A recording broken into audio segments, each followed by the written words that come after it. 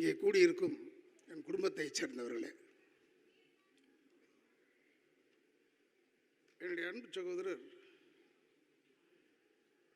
விஜிமா அவர்களுடைய நினைவாஞ்சலியாக இங்கே நடத்தி கொண்டிருக்கும் தென்னிந்திய நடிகர் சங்க தலைவர், செயலாளர், பொருளாளர் மேலும் உள்ள அத்தனை உறுப்பினர்களுக்கும் என்னுடைய வணக்கங்களை கூறி,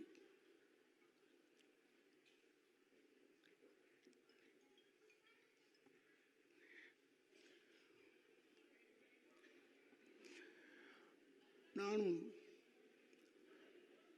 விஜிமா அவர்களை வாகை சந்திரசேகர் தான் நாங்கள் 3 பேரும் ஒன்றா பெங்களூரில் சந்தித்தோம்.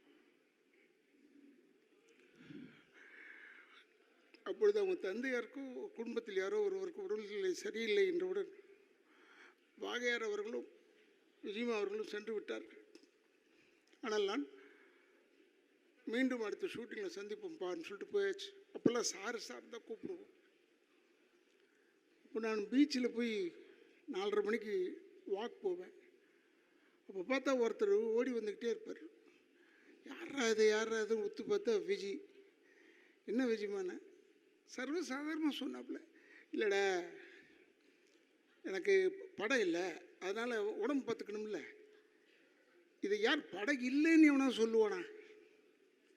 அந்தளவுக்கு ஒரு உயர்ந்தவர் சகோதரர் விஜிமா அவர்கள். இப்போ கூட ஒரு பிள்ளைங்கள்லாம் வந்திருக்காங்க, எனக்கு ரொம்ப பெருமை.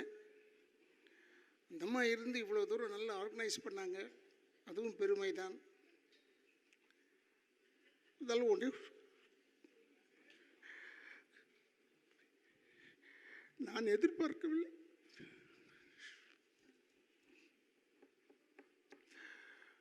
இவ்வளோ சீக்கிரம் போயிடுவான்னு எதிர்பார்க்கல.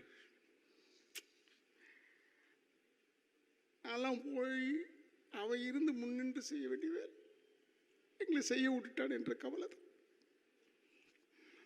அவன் அப்படிப்பட்டவன், விஜிமா அப்படிப்பட்டவன். எல்லார் மனசுலையும் இருந்தாப்புல.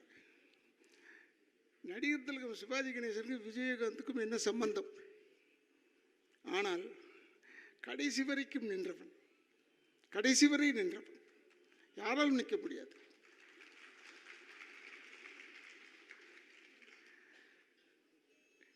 ஒரு இரங்கல் கூட்டம் போடணும்னா முதல்ல வந்து நிற்ப படாது.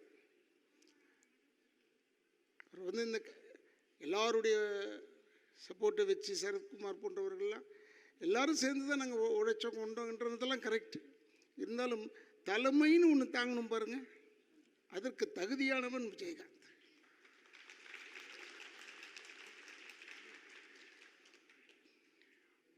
சகோதரர் விஜிமா, வாகையார், நானே, எஸ்.எஸ். சந்திரன், பாண்டியன், தியாகு, இந்த 6 பேரும் ஒரு டீமாக இருப்போம்.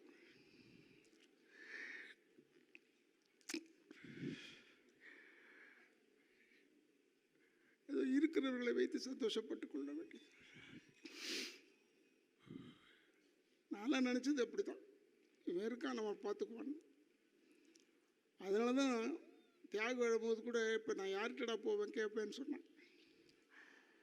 அந்தளவுக்கு ஒரு நட்பு பாசத்தோடு இருந்தவர்கள்.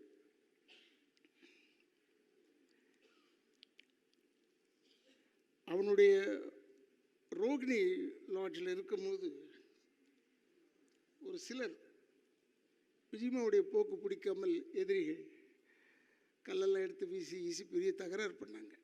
கேள்விப்பட்டது தான். சந்திரசேகர், அப்போ அபிராமபுரம், நான் தேனாம்பேட்டேன், 2 பேரும் சேர்ந்து உடனே அங்கே போய் நின்றுட்டோம்.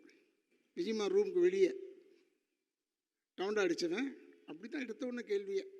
எங்ககிட்ட நல்ல வார்த்தையே வராது வேறு. உடனே என்ன செஞ்சோம், யார் அடித்தாங்கன்னு தெரிஞ்சது, நேரம் அவனுடைய ப்ரெஸ்லேயே போய் அடித்தோம். அவனுடைய ப்ரெஸ்ஸில் போய் அடித்தோம் மாம்பழத்தில். அப்படிப்பட்ட ஒரு நட்போடு வாழ்ந்தவர்கள். எனக்கு கால் உடைஞ்சு போச்சு உழவன் மகனில். கால் உடைஞ்ச உடனே என்னால் சரியாக ஃபைட் பண்ண முடியல. அப்போ நின்றுக்கிட்டே செஞ்சு முடிச்சு கொடுத்துடலான்னு சொல்லி கிளைமேக்ஸ் ஃபைட் வேறு. சரி நின்றுக்கிட்டே செஞ்சோம். அப்போ பணம் கொடுக்கும்போது என்னுடைய சகோதரர் இப்ராஹிம் ராவுத்தர் இல்லை இல்லை இவ்வளோ குறைச்சி கொடுக்கணும் அதை அப்படி அவர் கணக்கு கரெக்டாக தானே பார்ப்பார். அவர் பார்த்தார் கணக்கு. உடனே விஜயகாந்த் வந்து ஏடா அவன் கால் உடஞ்சி வந்து நின்று செஞ்சு கொடுத்துட்ருக்கான், போட கொடுறான், அந்த படம் என்ன கேட்குறானோ அதை கொடுத்து விட்றான்னு. அந்தளவுக்கு ஒரு தாய் உள்ளம் கொண்டவன் சகோதரர் விஜயகாந்த். என்ன பேசி என்ன பிரயோஜனம்? இனிமேல் கிடைப்பானா தெரியவில்லை. ஆனால் நம்மளோடு தான் வாழ்ந்து கொண்டு இருக்கிறான் என்று எனக்கு தெரியும். இப்போ வாழ்ந்துக்கிட்டு இருக்கான். அவனுக்கு குடும்பம்ன்றது ரெண்டாவது பட்சம். ஃபஸ்ட்டு யாருன்னா இந்த கலைத்துறையை சேர்ந்தவர்கள் தான் அவனுக்கு ஃபஸ்ட்டு. அதில் விட்டு கொடுக்கவே மாட்டான்.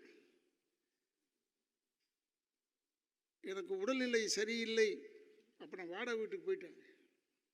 திடீர்னு பார்த்தா உள்ளே வரும்போதே ஒரு ஃபோர்ஸ், ஒரு காற்று, சிங்கம் வந்த மாதிரி இருக்கும். யார்? விஜயகாந்த் உள்ளே வரப்பில்ல. அப்படி எல்லாரும் மறந்துட்டாங்க. அப்படி ஒரு ஃபோர்ஸ் அவன். இப்போ சொல்லியிருக்காங்க. இப்போ 2-3 பேர் எங்களையும் திட்டிருக்கான், என்னையும் வாழையாரெலாம் திட்டியிருக்கான். இவங்க தான் இருந்தால் அதை கற்றுக் கொடுத்தாங்க, இதை கற்றுக் கொடுத்தாங்க. எதுவும் கற்றுக் கொடுக்க வேணாம், எல்லாருக்கும் எல்லாம் தெரியும். யாருக்கும் கற்றுக் கொடுக்க வேணாம்.